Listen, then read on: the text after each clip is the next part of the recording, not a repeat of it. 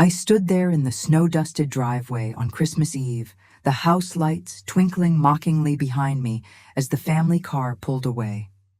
My daughter Lisa waved from the passenger seat, her face framed by that new designer scarf I'd bought her, shouting something about just a quick holiday getaway while I clutched the keys to a home that wasn't mine. They were off to some tropical paradise, leaving me alone with my son-in-law Tom's ailing stepfather, Victor, whose labored breaths I could already hear echoing from the guest room inside. I'd given everything to this family, my time, my savings, my health, and this was how they repaid me, stranded in the cold, forgotten like yesterday's wrapping paper. How did a lifetime of love turn into this abandonment? And what secrets were they hiding that would soon unravel everything? If this story touches your heart, please subscribe and stay with me to hear how this ends. Drop a comment telling me where you're watching from. You might see your own family in this story. My name is Evelyn Harper, and I'm 74 years old.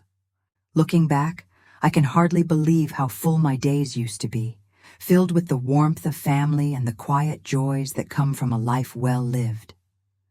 I grew up in a small town in the Midwest, the kind where everyone knew your name and neighbors dropped by with pies on Sundays. After nursing school, I spent over 40 years at the local hospital, tending to the sick and the broken-hearted alike. It was hard work, long shifts that left my feet aching and my hands chapped, but it was rewarding. I met my husband, Robert, right there in the emergency room. He was a patient with a sprained ankle from a factory mishap, and we laughed about it over coffee in the cafeteria. We built a life together, a modest home on Elm Street with a garden out back where I grew roses and tomatoes.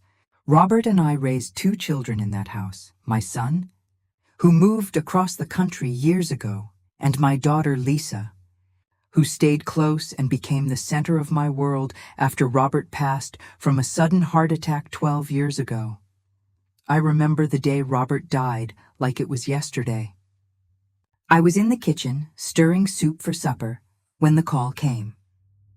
My hands trembled as I set down the ladle, and from that moment I poured all my love into Lisa and her family. She married Tom Riley when she was 28, a nice enough man with a steady job in sales. And they had 2 children, my granddaughter Sophie, who's 12 now and as sweet as fresh-baked cookies, and little Ben, who's 8 and full of that boundless energy only boys seem to have. I watched Lisa climb the ladder at her marketing firm, always so driven, and I was proud. When their first home fell through because of a bad loan, I co-signed without a second thought. When Sophie was born, I was there in the delivery room, holding Lisa's hand through the pain. And when Robert's life insurance money came through, a modest sum, but enough to keep the house paid off, I tucked it away, thinking it might help with the grandchildren's college someday. My days after retirement were simple but joyful. I'd start with coffee on the porch, watching the birds at the feeder Robert built. Then I'd knit scarves for the holidays or bake pies for the church potlucks. Lisa and her family visited every Sunday. We'd sit around the dining table, the one Robert carved himself, sharing stories and laughter. Sophie would curl up beside me with a book, asking about my nursing tales, and I'd tell her about the patients who taught me more about life than any textbook. "Grandma," she'd say, "you're the strongest person I know." Those words warmed me more than any fire. Tom was always polite, though a bit distant, focused on his phone or work emails.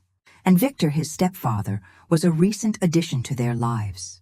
Tom's mother had remarried Victor after Tom's dad passed, and when she died 2 years ago, Victor was left alone, battling emphysema that made every breath a struggle. Lisa mentioned it casually one dinner. "Mom, he's family now, but we can't handle full-time care with our schedules." I nodded, offering to help with meals or check-ins, because that's what family does. Little did I know how much they'd come to rely on that offer. I never asked for much in return. A phone call here, a hug there, that was enough. My home was always open.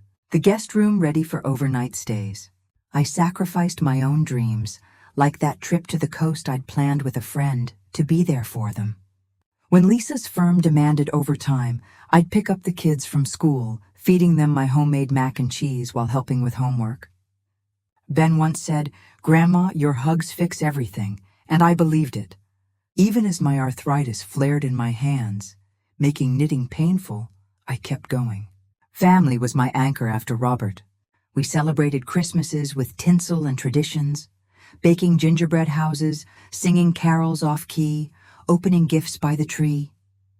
Last year, Lisa hugged me tight and whispered, "Mom, we couldn't do this without you." I felt needed, loved. But looking back, there were signs I missed. The way Lisa's eyes would glaze over when talk turned to Victor's care, or how Tom would change the subject when finances came up. They were building a new life, one of upscale brunches and weekend getaways, and I was content to stay behind, holding the fort. As the holidays approached that fateful year, the air buzzed with excitement. Lisa called me in early December, her voice bubbling. "Mom, we're thinking of a family trip for Christmas. Just a quick escape to the islands." The kids needed after-school stress. I smiled, picturing their joy. "That sounds wonderful, dear. I'll handle things here." She laughed, relieved. "You're a lifesaver. Oh, and Victor's doctor says he needs daily care while we're gone." "Could you?" I paused, my coffee mug halfway to my lips. Victor's condition had worsened. He required oxygen tanks and medication schedules. But it was only a week, I thought. "Of course, Lisa. I'll stay at your place and look after him." She promised it'd be easy, with a nurse visiting twice a day, and they'd leave instructions. I felt a twinge in my chest, not just arthritis, but pushed it aside. This was my role, the steady rock. Clara, my neighbor across the street, stopped by with cookies that week. "Evelyn, you're too good to them," she said, her eyes twinkling with that protective glint. I waved her off. "Family first, Clara." Little did I know, the frost was settling not just outside, but in the hearts I'd nurtured for so long. The invitations arrived, beautiful cards for the trip, but mine was missing. "It's just logistics, Mom," Lisa texted. I nodded to myself, unpacking tinsel alone. The tree went up in my house, lights twinkling for no one but me. That's when everything changed for me. It was the afternoon before Christmas Eve, and I was at Lisa and Tom's house, helping pack last-minute gifts. The air smelled of pine from their massive tree, and Sophie was buzzing around, her braids flying as she stuffed stockings. "Grandma, come with us," she pleaded, hugging my waist. I knelt, smoothing her hair. "Someone has to watch Great-Grandpa Victor, sweetie. You go have fun in the sun." Lisa breezed in, her auburn bob perfect, dressed in that new cashmere sweater I'd knitted. "Mom, you're sure about this? Victor's tank needs refilling every few hours and his meds are on the chart." I nodded, forcing a smile. "I've got it, dear. Go make memories." Tom loaded the car, his broad shoulders tense, avoiding my eyes. "Thanks, Evelyn. We'll call from the resort." Victor was in the living room, frail in his recliner, oxygen mask hissing softly. "Appreciate this, Evelyn," he rasped, his watery blue eyes grateful. I patted his hand. "Rest easy, Victor." As the car pulled out that evening, horns honking in holiday cheer down the street, I waved from the porch, the cold seeping through my sage-green sweater. The house felt empty instantly. No laughter, no clatter of suitcases. Just me and Victor. I settled him for the night, adjusting his pillows, reading him a chapter from an old Western novel he liked. "You're kinder than my own stepson," he muttered, and I shushed him gently. The first night was manageable. I heated soup, monitored his vitals like old times. But by Christmas morning, the isolation hit. No calls, no texts. I sat by the tree alone, Victor dozing, unwrapping a single gift I'd bought myself, a new scarf. "Merry Christmas," I whispered to the empty room, my hazel eyes stinging. Clara called around noon. "Evelyn? Where's the family?" I explained, voice steady. They're on their trip. I'm fine, but doubt crept in. Why no update? I texted Lisa. All good here. Miss you. Hours passed. Dusk fell and Victor needed his evening meds. As I measured them out, my phone buzzed. A group photo from the beach. Lisa beaming in sunglasses. Tom with a cocktail. Kids building sandcastles. No mention of me. My heart sank, a dull ache spreading. How could they forget? I thought, hands trembling on the pill bottle. The next day, Boxing Day, things escalated. Victor's oxygen tank ran low faster than expected. The delivery service Lisa promised hadn't shown. I called the number. Voicemail. Panicked, I bundled Victor into a taxi to the pharmacy, my arthritis flaring with every step in the slushy streets. Evelyn, you don't have to, he started, but I cut him off. Hush now. Back home, exhausted, I finally reached Tom. Tank's empty, I said, voice cracking. We'll handle it when we get back, he replied curtly, waves crashing in the background. Get back? They were gone for a week. That night, Victor confided over tea, his voice weak. Tom's always been selfish. After my wife died, he only calls for money. I listened, shock rooting me. Was this glimpse into their world? My own daughter, complicit? Sleep evaded me. I lay in the guest bed, staring at the ceiling, replaying holidays past. Lisa as a girl, baking cookies with me. How had she changed? The betrayal stung, not just abandonment, but the casual cruelty. I tried calling Lisa again, straight to voicemail. Mom's checking in, I left, throat tight. No reply. By day 3, groceries dwindled. I walked to the store alone, snow soaking my flats, Victor waiting anxiously. A neighbor knocked, seeing the lights on late. Everything all right, dear? I forced a nod, but tears welled. This wasn't care, it was dumping. Confusion swirled. Was I overreacting? No, this felt deliberate. Victor's words echoed. They're using you. My world tilted, the family I'd built fracturing. How could my flesh and blood leave me like this, stranded with a stranger's burdens? I didn't know it then, but this was only the beginning. The days blurred into a haze of caregiving and silence. On day 4, the nurse visit Lisa arranged finally happened. A harried woman who took one look at the setup and shook her head. This isn't sustainable for one person, she said, checking Victor's chart. I agreed silently, my back aching from lifting his oxygen canister. After she left, I found papers in the desk drawer while searching for supplies. Bank statements with withdrawals I didn't recognize. Lisa's name on accounts I'd co-signed years ago. My hands shook as I scanned them, thousands siphoned for vacation funds and home upgrades. What is this? I whispered, heart pounding. Victor, overhearing from the hall, wheezed. Tom's been dipping into my pension, too. They think I don't notice. Rage mixed with hurt. My sacrifices funding their paradise? I confronted the phone that night, dialing Lisa during their resort happy hour. Mom, we're busy, she snapped, music blaring. What's wrong with Victor? I explained the funds, voice breaking. That's none of your business, she hissed. You're just helping out. Enjoy the quiet house. Click. The line went dead, leaving me reeling. How could she dismiss me like that? The isolation deepened. No visits from Clara. I hadn't told her the full extent. Sophie texted secretly from her tablet. Grandma, why aren't you here? It's boring without you. Tears blurred my screen as I replied, taking care of Victor, love. Be good. But Ben's school called. Missed activities. No notes from parents. I handled it remotely, forging excuses, my nurse instincts kicking in.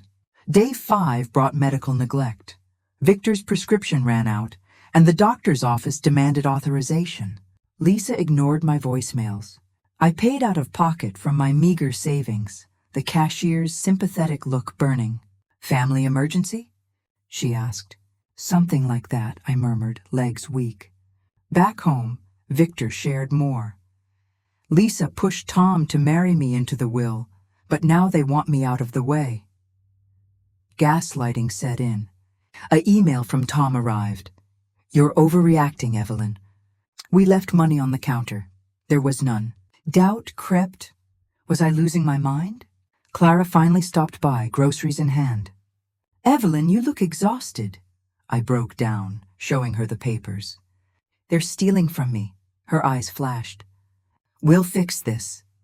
She called a friend, an elder law attorney, planting the seed. But the pain mounted. I cried in the bathroom, mirror reflecting my wrinkled face, hazel eyes hollow. "I can't believe my own daughter did this," I sobbed. Cliffhanger. That night, another discovery. Victor's hidden letter detailing Tom's financial manipulations, addressed to a lawyer. My hands trembled. Was this the key? But exhaustion won. Sleep came fitfully. Day 6, public humiliation via social media. Lisa posted videos. "Best Christmas ever. Sure blessed dar family time," tagging everyone but me. Comments poured in. Friends asking about the matriarch. I scrolled in the dim kitchen light. Victor asleep, feeling erased.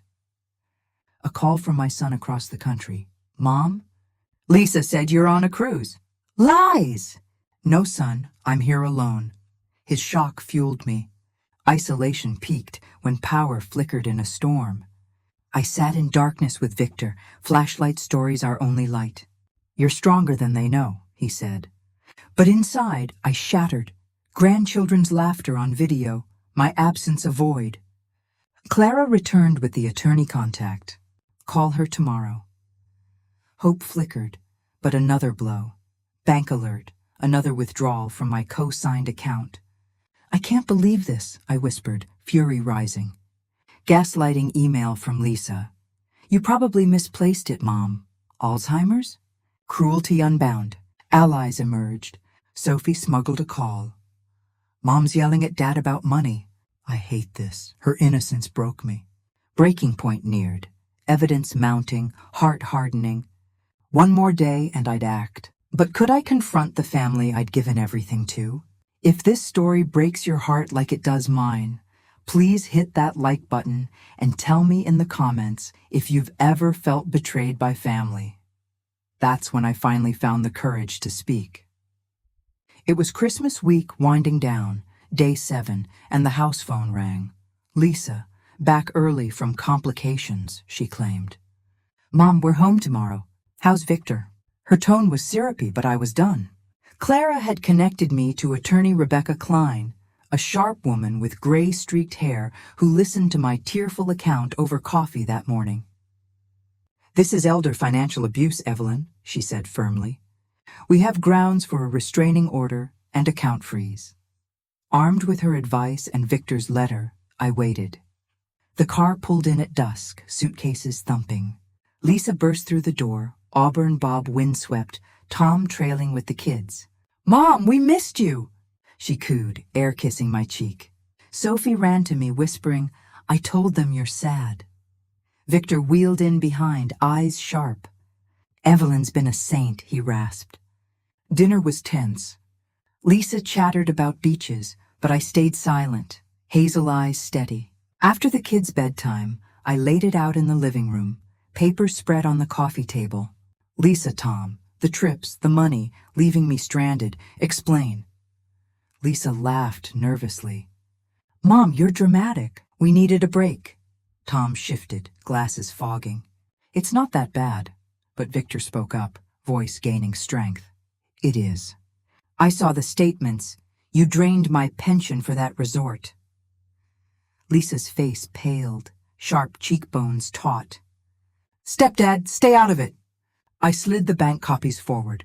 "This is my savings, too. Co-signed for your home, not vacations." Tom's eyes widened. "Evelyn, we can pay back." But Rebecca arrived then, Clara at her side, documents in hand. "Mrs. Harper has filed for emergency protection." Accounts frozen pending investigation. Chaos erupted. Lisa shrieked, "Mom, how could you? After everything!" "Everything?" The irony burned. "You left me alone, caring for a man you barely acknowledge while stealing from us both." Sophie peeked from the stairs, tears streaming, her small frame shaking. "You hurt Grandma!"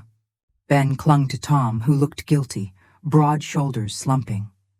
Rebecca detailed the charges: fraud, exploitation, emotional neglect.